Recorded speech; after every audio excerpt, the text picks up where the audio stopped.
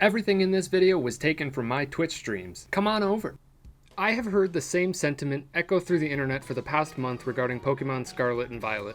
They're great games, my favorite Pokemon game in the last 10 years. It's a shame they have that one glaring issue though, the performance.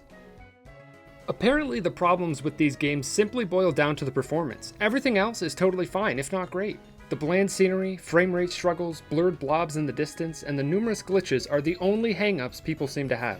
I guess what I've learned when there are such obvious glaring issues is that the other lacking aspects of the game tend to get away with murder.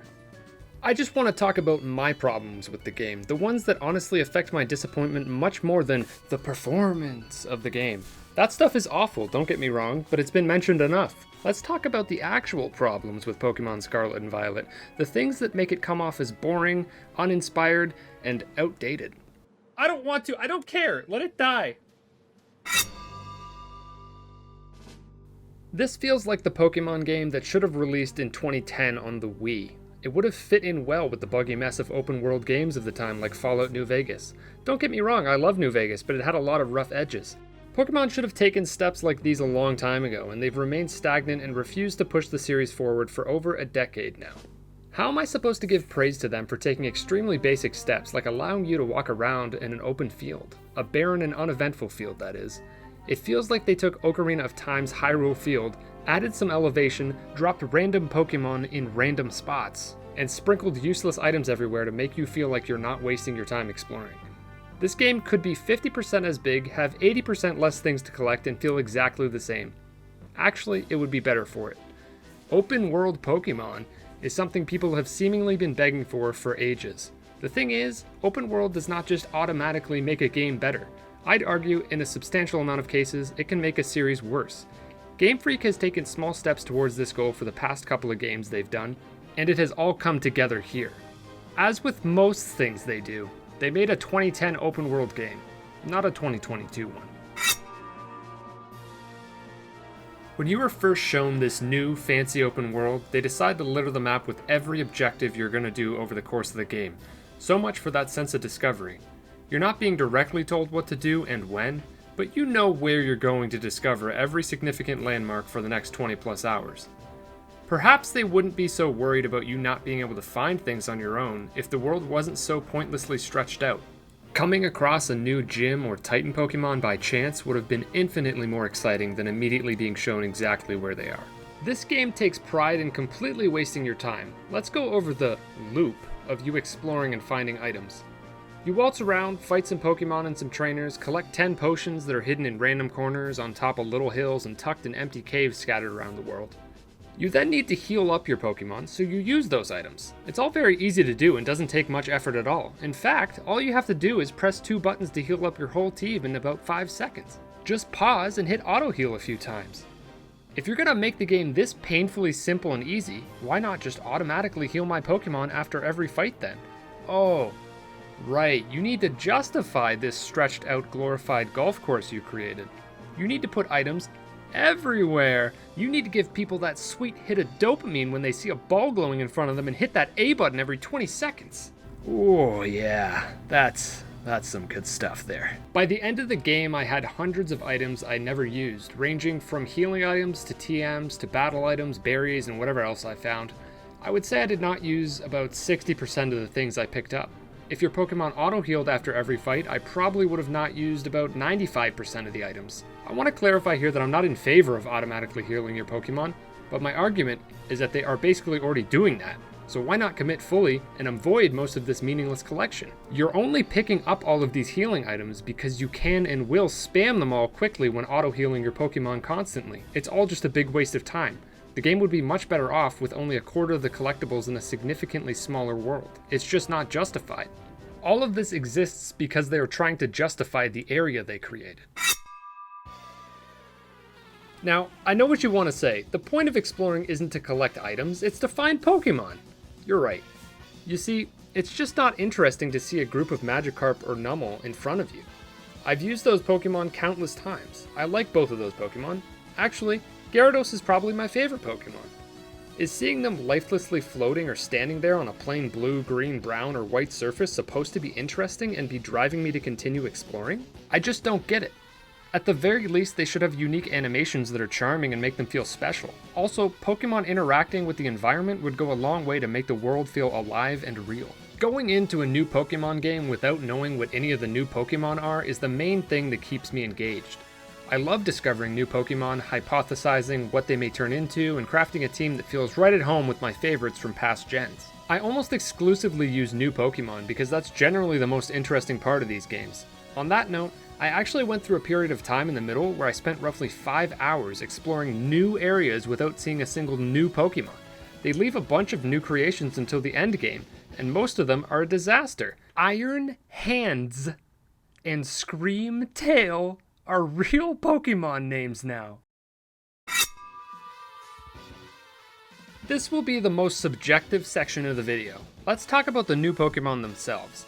I won't attempt to go over every single one because of how long that would take. Instead, I will show you the tier list I made live on twitch.tv/dguns. I actually like very few of the new designs. I think overall they have gone in a cutesy direction, which is far from what I appreciate. I like the edgy ones, as you can probably tell. There's a lot of round designs this time around. I also think it's partially due to the art style and how the models look in general. The ugliness of the game and the lack of a distinct or cool art style really hinders the look of the Pokemon. For instance, the 2D versions of almost all of the Pokemon look significantly cooler than their round, smooth, lifeless 3D counterparts.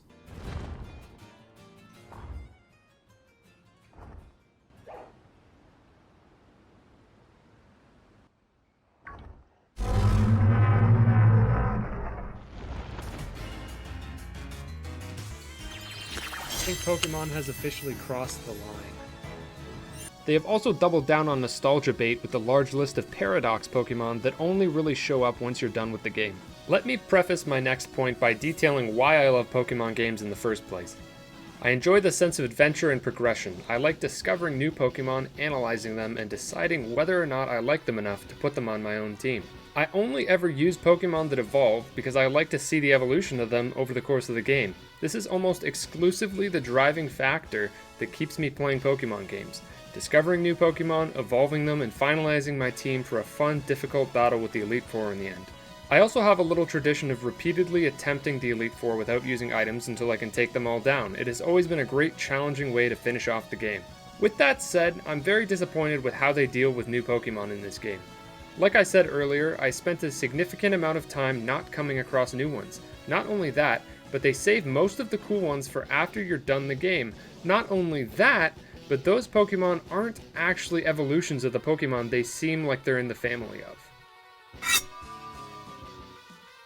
When I started the game, my eyes instantly lit up when they showed off the Ground Titan silhouette that was obviously some sort of evolution of Donphan. Dude, that looks like Donphan. Dude, is that a third form of Donphan? I will lose my mind. I was so excited. I love Donphan. It's finally getting a third form. Yes! No way. That's amazing. Either a third form of Donphan or an alternate form of Donphan that looks even cooler. I'll take it. Partway through the game, you come across this creature and it's magnificent. I love it. I want it. I'm streaming the game, so naturally I'm telling chat how excited I am to have this thing on my team. It's so beautiful. How excited I am to go catch the Phanpy nearby and train it up to this wondrous creature. However, I'm told it doesn't work that way. This confused me, but I believed them and decided to continue on without having Phanpy or Donphan on my team, knowing it for some reason won't turn into this thing. I also want to note that I assumed the name Great Tusk was obviously just a special descriptive name for this beast because it was one of the Titan Pokemon. It was certainly not the Pokemon's actual name. Upon reaching the end game, everything started to come together. Let me go over the multiple layers of problem we have here. Number 1. This thing is actually named Great Tusk, and that's not even the worst name out of all of the Paradox Pokemon. Number 2. They essentially went the Pokemon trading card game route and hit us with, oh, it doesn't matter if you have the other forms, just skip straight to the strong one. Like they did with the TCG, with Level X, GX, etc. Who cares about the forms leading up to it? Now, I understand these are contextually alternate versions of the Pokemon they're imitating and are in fact not evolutions. I just hate it. I was excited to see commitment to the new evolutions like they did a bunch back in Gen 4. I was glad to see there were a couple of new third forms introduced, and they happen to be some of the coolest new additions. I just wish they all were. Unevolving Pokemon are so uninteresting.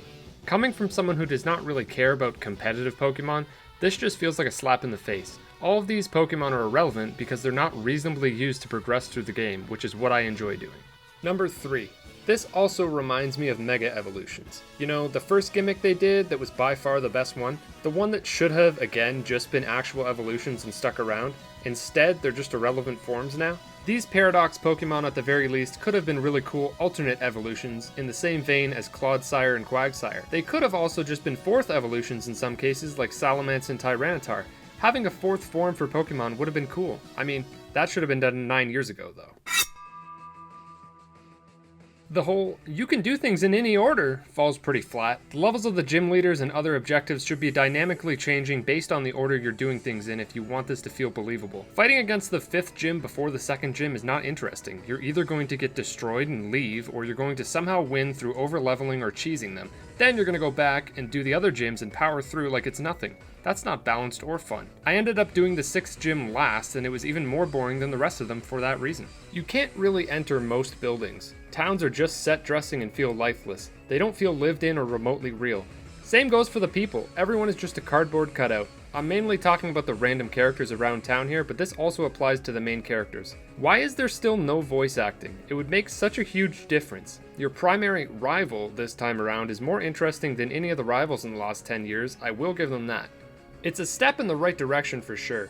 I am still disappointed that this game doesn't give you anyone to really want to take down. You never have the feeling pulling you through the game of, oh yeah, well I'll show you. Pretty much everyone is just encouraging you and telling you you're great. I want to be put down and called names. That's something that's been missing for a long time. You can't reasonably walk anywhere. You are stuck riding a hideous legend that is immediately given to you. I suppose if I chose Violet, it wouldn't have been quite as hideous. Anyway, controlling this thing is pretty stiff and awkward. I will say the frame rate not being a smooth 60 certainly contributes to this factor. The first time I fought the Team Star boss, I was like, whoa, that's a bold set piece, when they revealed that their final Pokemon was the thing they were standing on the whole time. Then they did the same thing 4 more times. Speaking of Team Star, those bases were again entirely a waste of time. It came down to a very simple type check and level check, and you just spamming a single button for a few minutes while aimlessly wandering around. The minigames required to get to the gym leaders are all boring, handle poorly, or are just plain awkward. They shouldn't be receiving praise for doing something different when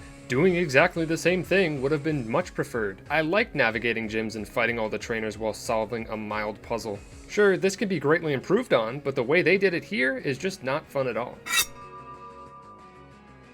Pokemon has been on an inconsistent decline for 12 years, but this game is hard to wrap my head around. I think it's the seemingly unanimous opinion that really has me up in arms this time. The performance issues seem to be a perfect cover for what is otherwise still a really dated and lackluster game. My frustration and the point of this video was to highlight some of the other issues the game has. Hopefully some of it made sense to you. Some of it is due to my own preferences, but some of it is just plain bad game design. I want people to be more critical of things that aren't as obvious as the frame rate and resolution. Game design flaws matter and should be discussed thoroughly. Don't take the easy route when it comes to criticism. The Pokemon Company and Game Freak should be rolling in heaps of cash based on their popularity and sales numbers. This series should be setting the bar when it comes to production level and quality. Instead, it's been the butt of countless jokes for a decade. It's sad. I love the Pokemon IP, and I wish it could be a shining example of what a JRPG can be.